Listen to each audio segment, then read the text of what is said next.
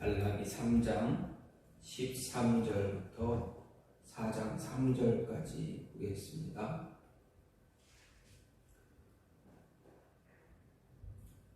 여호와가 이르노라. 너희가 완악한 말로 나를 대적하고도 이르기를 우리가 무슨 말로 주를 대적하였나이까 하는도다. 이는 너희가 말하기를 하나님을 섬기는 것이 헛되니 만군의 여호와 앞에서 그 명령을 지키며 슬프게 행하는 것이 무엇이 유익하리요. 지금 우리는 교만한 자가 복되다 하며 악을 행하는 자가 번성하며 하나님을 시험하는 자가 화를 면한다 하노라 함이라. 그때에 여호와를 경외하는 자들이 피차에 말하며 여호와께서 그것을 분명히 들으시고 여호와를 경외하는 자와 그 이름을 존중히 여기는 자를 위하여 여호와 앞에 있는 기념책에 기록하셨느니라. 만군의 여호와가 이르노라. 나는 내가 정한 날에 그들을 나의 특별한 소유로 삼을 것이요 또 사람이 자기를 섬기는 아들을 아낌같이 내가 그들을 아끼리니 그때에 너희가 돌아와서 의인과 악인을 분별하고 하나님을 섬기는 자와 섬기지 아니하는 자를 분별하리라. 만군의 여호와가 이르노라. 보라, 용광로 불 같은 날이 이르리니 교만한 자와 악을 행하는 자는 다 지푸라기 같을 것이라. 그 이르는 날에 그들을 살라 그 뿌리와 가지를 남기지 아니할 것이로되 내 이름을 경외하는 너희에게는 공의로운 해가 떠올라서 치료하는 광선을 비추리니 너희가 나가서 외양간에서 나온 송아지같이 뛰리라. 또 너희가 악인을 밟을 것이니 그들이 내가 정한 날에 너희 발바닥 밑에 재와 같으리라. 만군의 여호와의 말이니라. 아멘. 오늘 말씀 말라기 3장 13절부터 4장 3절까지 말씀입니다. 오늘 말씀은 타락한 이스라엘을 향한 책망 그리고 심판 경고를 다루는 말라기의 예언 가운데 이제 6번째 예언입니다. 이 6번째 예언으로 심판이 유예되었고 선악의 혼재로 인해서 이스라엘의 불신을 지적하시고 또 선악에 대한 구별 심판 실현을 그 내용으로 하는 것이 바로 오늘 말씀입니다. 이런 6번째 예언은 이스라엘 백성들이 하나님의 공의로우심을 부정하는 발언을 한 것 때문에 이제 그 발언의 기초에서 시작되어졌습니다. 그래서 4번째 예언과 어떻게 보면 일맥상통할 수가 있습니다. 그리고 이와 같이 하나님의 공의를 집행과 관련한 예언이 거듭 주어졌다는 사실은 당시 이스라엘 백성들의 하나님의 공의로우심에 대한 불신이 얼마나 심각한 것인가를 잘 보여주는 것입니다.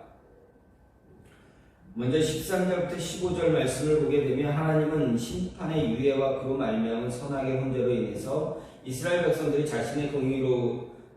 하나님의 공의로우심에 대해 불신을 드러내고 하나님에 대한 신앙의 무용성을 주장한 사실을 지적합니다.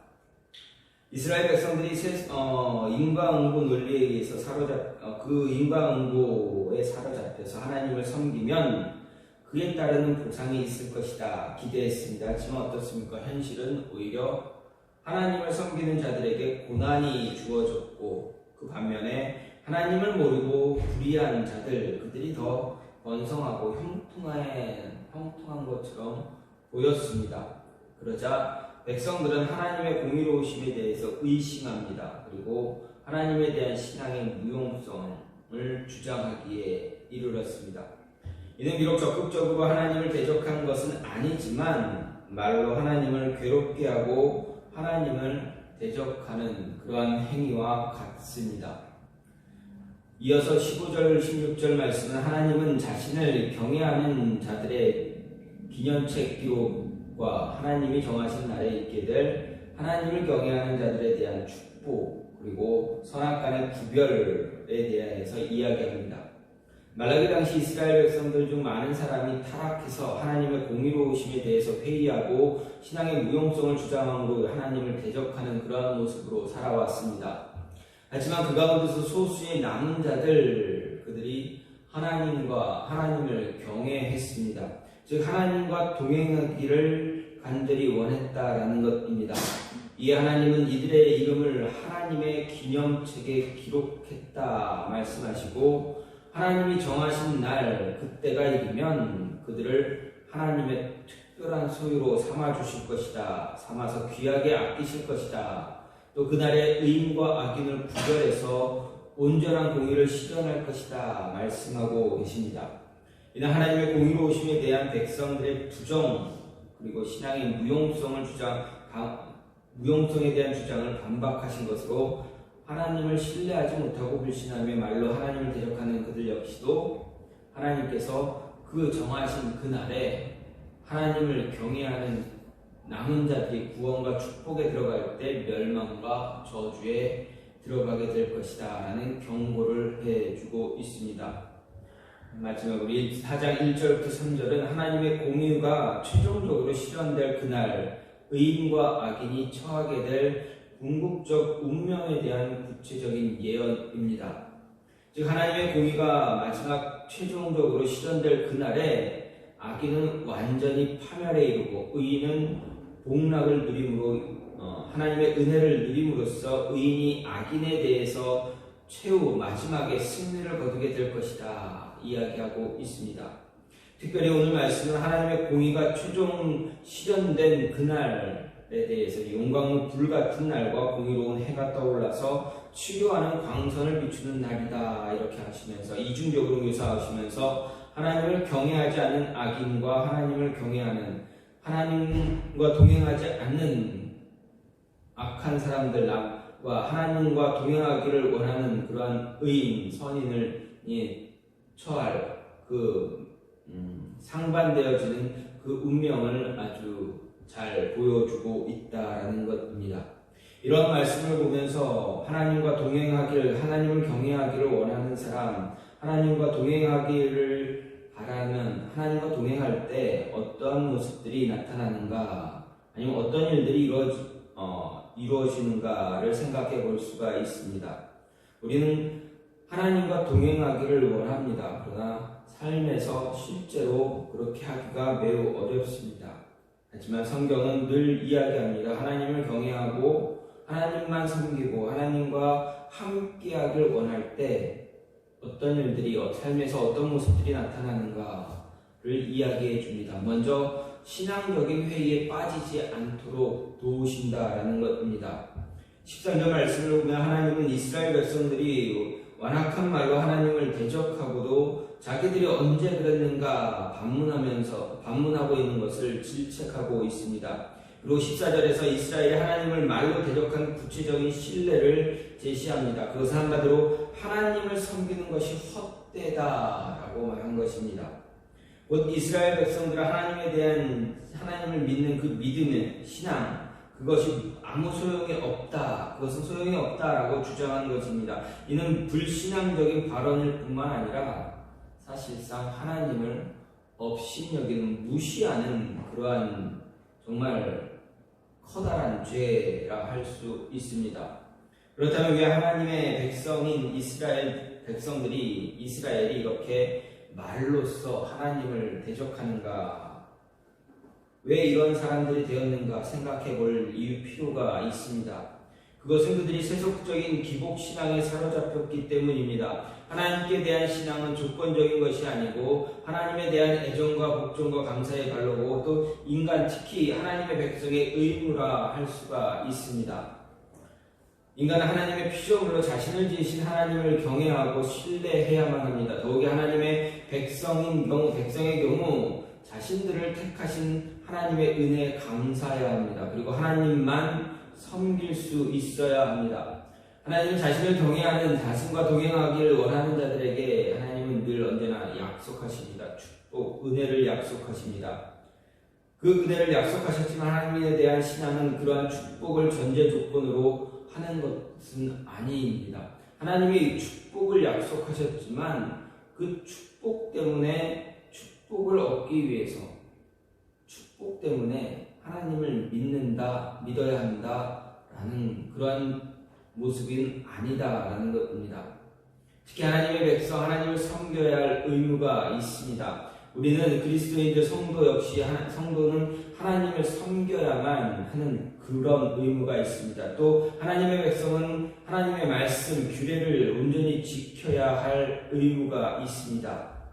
지켜도 그만, 안 지켜도 그만이 아니라 꼭 지켜야만, 말씀을 꼭 지켜야만 합니다. 이는 절대 축복을 담보로 하는 행위가 아닙니다. 축복을 받기 위해서, 은혜를 받기 위해서 이런 행위를 하는 것이 아니라 당연한 일이고 주어진 의무다라는 것입니다.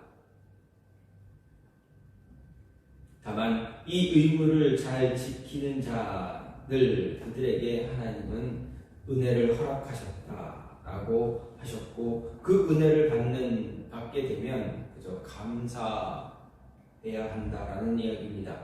그런데 말라기 이전에 이스라엘 백성도 그랬지만 특히 말라기 시대 이스라엘 백성들 오로지 세속적인 복, 세상이 말하는 그 축복만을 보상으로 기대하고 하나님을 섬기게, 하나님을 믿고 있었다라는 것입니다. 곧 세속적인 기복신앙에 사로잡혀 있었습니다. 그들은 자신들이 하나님을 섬기면 하나님은 반드시 자신들을 축복해야 한다라고 생각했습니다. 즉 그들은 세속적인 복을 하나님의 축복, 즉 신앙의 열매와 동일하게 생각한 것입니다. 하지만 현실을 보면 어떻습니까? 교만한 자가 형통하고 악을 행하는 자가 번성하는 등 이런 하나님을 섬기지 않는 자들이 도리어 더 잘 되는 것을 보게 됩니다. 이에 세속적인 기복적 신앙에 사로잡혀 있던 자들, 그들은 어떻게 합니까? 하나님 앞에서 하나님께 실망하게 됩니다. 신앙적인 회의에 사로잡혀 버립니다. 그래서 하나님 섬기는 것이 헛되다 고백하게 됩니다. 이렇게 하나님은 우리의 삶에, 우리 삶에서 하나님을 섬기는 것 유익한 것이 아니다, 헛되다라는 말을 함으로 하나님을 멸시하는 그러한 모습을 갖게 되었습니다. 도저히 하나님의 백성으로 살 수 없다라고까지 이제 입으로 내뱉었다라는 이야기입니다. 물론 신앙생활의 과정 가운데서 하나님으로 말미암아 물질적인 복, 세속적인 형통 주어지기도 합니다. 사실 하나님은 자신에게 순종하는 자에게 이런 세상에서 눈에 보이는 그런 축복을 허락하시기도 합니다. 하지만 하나님께서 자신의 백성들에게 주시는 그 축복은 본질적으로 영원한 것입니다. 잠시 있다 마는 것이 아니라 영원한 것입니다. 아울러 현실의 고난이 따르고 궁핍과 곤고함을 당한다면 그것은 궁극적인 축복을 이루어가는 과정임을 우리는 기억해야 합니다. 하지만 이스라엘 백성들은 어떻습니까? 하나님께서 그들에게 주고자 하는 이 본질적인 축복, 그것을 간과했습니다. 오로지 세상이 주는 세속적인 것에만 집중했고 그 세속적인 축복만 영원한 나머지 자신들이 원하는 그런 복을 누리지 못하자 어떻게 합니까? 신앙적인 회의에 빠져버렸습니다. 그리고 말로 하나님을 대적했습니다. 하나님을 믿어봐야 아무 소용이 없다라는 이러한 말까지 하게 되었습니다. 어떻게 보면 이런 모습, 이스라엘 백성들이 이런 모습을 갖게 된 것, 어떻게 보면 자연스러운 모습이다 할 수도 있습니다. 왜냐하면 그들이 원했던 것은 세속적인 것이고 물질적인 것이었기 때문에 그렇습니다. 그러나 하나님이 그들에게 주고자 했던 것은 세속적인 것이 아니라 본질적인 것이었습니다. 잠깐 있다가 없어질 것이 아니라 영원한 것이었습니다. 따라서 그들은 자신들의 기대나 영혼과 상반되는 결과물이 주어지자 어떻게 합니까? 회의에 빠지고 하나님을 대적하는 그런 모습을 갖게 되었습니다. 이렇게 세속적인 기복신앙에 사로잡히면 필연적으로 신앙의 회의에 사로잡히게 됩니다. 회의에 빠지게 됩니다. 사실 하나님의 원수 사단이 궁중것을 잡고 있는 세상에서 하나님을 믿는 자에게는 사단과 그의 사주를 받은 자들로 인해서 시련이 필연적으로 찾아오게 됩니다. 결국 기복신앙을 고집한다면 그는 눈에 보이는 현실과 자기 형편의 신앙이 흔들리고 좌우되는 그러한 모습을 갖게 됩니다. 결국 회의에 빠지고 말게 됩니다. 따라서 우리는 하나님을 믿는 자를 향한 하나님의 약속, 우리를 향한 하나님의 약속, 또 우리에게 주고자 하는 복의 궁극적인 의미를 잘 깨달아야 합니다. 하나님의 약속을 잘 깨닫고 말씀을 잘 알아야 이런 신앙적인 회의에 빠지지 않고 하나님과 더욱더 함께하길 소망하는 그런 모습을 가질 수 있다라는 것입니다. 하나님께서 우리가 하나님과 함께 동행하기를 간절히 소망한다면, 갈급해한다면, 하나님 믿기를 간절한 모습으로, 간절한 마음으로 갈급하고 있다면 하나님 분명 우리에게 은혜를 허락하셔서 우리와 하여금 신앙적인 회의에 빠지지 않게 해 주실 것이다 라는 것입니다. 세속적인 어떤 세상이 말하는 그런 축복이 우리에게 다가오지 못할지라도 하나님께서는 우리의 믿음을 더욱더 굳건하게 해주심으로 인해서 더 함께하기를 원하신다라는 것 잊지 말아야 합니다. 또 한 가지는 하나님과 동행하기를 원하는 사람, 하나님 믿기를, 하나님 섬기기를 간절히 원하는 사람은 하나님께서 그 마지막 날 특별한 자로 삼아 주신다라는 것입니다. 17절 말씀을 보면 하나님은 나는 내가 정한 날에 그들을 나의 특별한 소유로 삼을 것이요 또 사람이 자기를 섬기는 이들을 아낌같이 내가 그들을 아낄 것이다 라고 말씀하고 있습니다. 여기서 내가 정한 날은 바로 하나님께서 모든 사람을 선악과 심판하는 날을 이야기합니다. 그리고 그들이라는 것은 하나님을 경외하는 사람들입니다. 다시 말해서 하나님과 동행하길 기뻐하는 사람들, 하나님과 동행하길 원하는 사람들, 그들로서 이제 하나님의 그 이름을 하나님의 기념책에 기록한 사람들을 가리킵니다. 하나님의 이들을 하나님이 정한 날고 심판 날에 하나님의 특별한 소유로 삼아 주실 것이다, 삼을 것이다 말합니다. 여기서 특별한 소유는 무엇입니까? 바로 보석 혹은 보물이란 말로 대체할 수가 있습니다. 이는 하나님께서 자신을 경외하는 사람들, 하나님과 동행하기를 원하는 사람들을 얼마나 귀하게 여기시는가를 잘 보여줍니다. 생각해 보십시오. 사람들이 얼마나 보석을 소중하게, 보물을 소중하게 다루고 있습니까? 흠이 나지 않을까, 잃어버리지 않을까, 누가 가져가지 않을까 염려하고 아주 신중하게 다루고 보관합니다. 간수합니다. 그리고 자기 몸에 부착해서 자신의 영광으로 삼기도 합니다. 자신을 자랑하기 위해서 그것을 몸에 지니기도 합니다. 하나님은 자신을 경외하는 자들을 하나님이 정하신 날에 보석으로 삼으신다라는 것입니다. 그리고 이것은 비단 하나님께서 정하신 날에만 그러는 것이 아니라 하나님은 자신을 경외하는 자들에 대해서 이 땅에 있을 때에도 보물처럼 지극히 여겨주신다라는 것입니다. 일반적으로 사람들이 가장 귀하게 여기는 것 무엇입니까? 일반적인 사람들이 가장 귀하게 여기는 것 금, 은, 다이아몬드 같은 귀금속일 수 있습니다. 아니면 은행에 쌓아둔 재물이 될 수도 있습니다. 또한 이런 재물, 이런 보석이 아니라 자신의 자녀로 생각하는 자들도 있습니다. 자녀는 어떻습니까? 많은 재물을 준다 해도 자녀와 바꿀 수는 없습니다. 바꾸기 어렵습니다. 그런 자녀가 부모에게 열심을 다한다면 그 소중함 헤아릴 수 없습니다. 특별히 하나님께서 자신을 경외하는 사람들을 얼마나 아끼는지 예수님의 대속적인 희생에서 그것을 잘 찾아볼 수가 있습니다. 예수님이 누구입니까? 바로 하나님의 아들 독생자입니다. 외아들 독생자입니다. 하나님과 동등한 분입니다. 하나님께서 하나님이 가장 아끼는 분이 바로 예수님입니다. 하나님에게 가장 소중한 분입니다. 그런데 하나님은 어떻습니까? 그런 예수님을 자신을 경외하는 자들을 위해서, 자신과 동행하기를 원하는 자들을 위해서 어떻게 했습니까? 아낌없이 희생의 제물로 내어주셨습니다. 우리 이처럼 자기 아들을 내어주기까지 희생하신 하나님의 그런 모습, 역사, 그것을 통해서 하나님이 얼마나 우리를 자신을 경외하는 성도들을 귀하게 여기는지 충분히 알 수가 있습니다. 하나님을 경외하는 우리가 하나님께 그처럼 소중한 존재입니다. 물론 세상의 관점에서 볼 때 아무도 알아주지 않는 그러한 존재일 수도 있지만, 지극히 보잘것없고 평범한 존재, 아니 더 나아가 미련한 존재일 수도 있지만, 하나님께서 보실 때는 더없이 귀하고 소중한 존재입니다.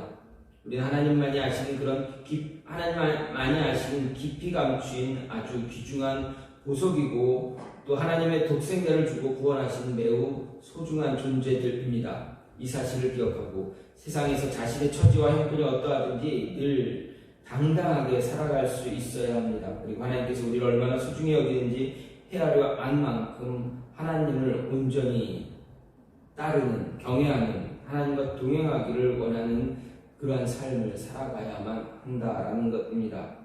마지막으로 동행하는 자, 하나님은 그들을 남자로 삼아주십니다. 다시 말해서 뿌리와 가지, 말씀대로 뿌리와 가지 모두 살아남게 해주십니다.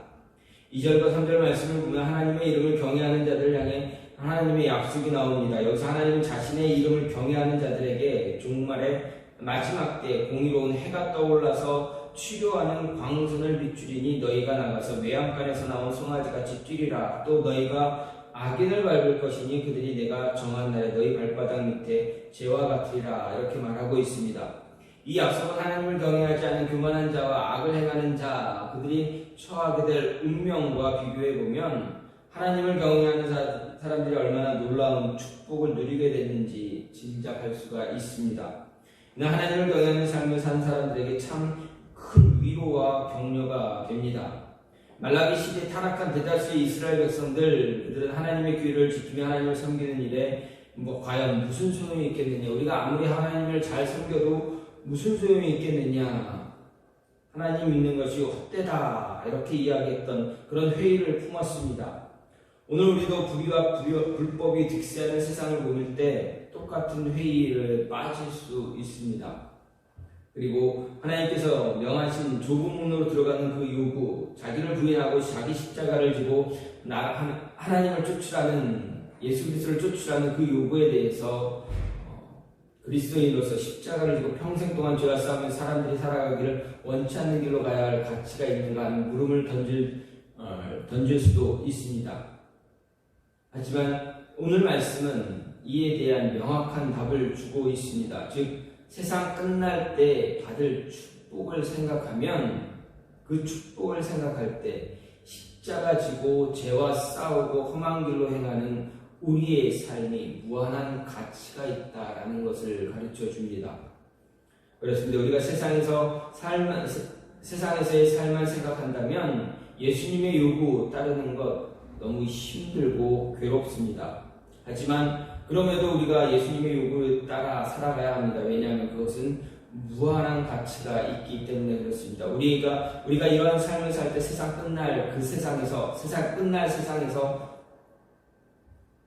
우리가 이런 삶을 살아갈 때 세상 끝날에 세상에서 악을 행하며 하나님의 규례에 순종하지 않던 자들이 이제 초기와 같이 사라지는 그런 영원한 멸망의 심판을 받을 때 그들과 반대로 우리가 영원한 복을 누리는 구원의 날이 열릴 것이기 때문에 그렇습니다. 그들은 사라지지만 말씀을 믿고 말씀을 따르고 동행하기를 소망하고 하나님과 함께하기를 원하는 우리에게는 구원이라는 어마어마한 무엇과도 바꿀 수 없는 그것을 우리가 누릴 수 있다라는 것입니다. 이런 비전이 우리에게 없고 이 세상의 삶으로 모든 삶이 끝난다고 생각한다면 굳이 우리가 십자가를 지고 평생 동안 죄와 싸우며 험한 길을 행할 이유가 필요 없다라는 것입니다. 하나님께서 주시는 말씀하시는 마지막 때의 그 은혜, 그 모습, 뿌리와 가지 모두 살아남게 해주시겠다라는 그 은혜, 그것이 없다면 우리는 세상에서 주는 이 세상, 우리가 살아가는 이 현 세상에서 굳이 십자가를 지고 살아갈 이유가 없다라는 것입니다. 굳이 이렇게 힘들게 사람들에게 손가락질 당하기도 하고 사람들이 외면하기도 하는 이 삶을 굳이 살 필요가 없다라는 것입니다. 하지만 하나님께서는 분명하게 말씀해 주십니다. 마지막 때 남은 자가 되게 해주실 것이다. 하나님의 은혜를 통해서 뿌리와 가지가 다시 살아날 수 있게 치료해 주실 것이다. 치료의 광선을 통해서 우리를 회복시켜 주실 것이다 라는 그 은혜가 있기에 힘들고 어려운 이 순간을 이겨나가야 한다는 것입니다.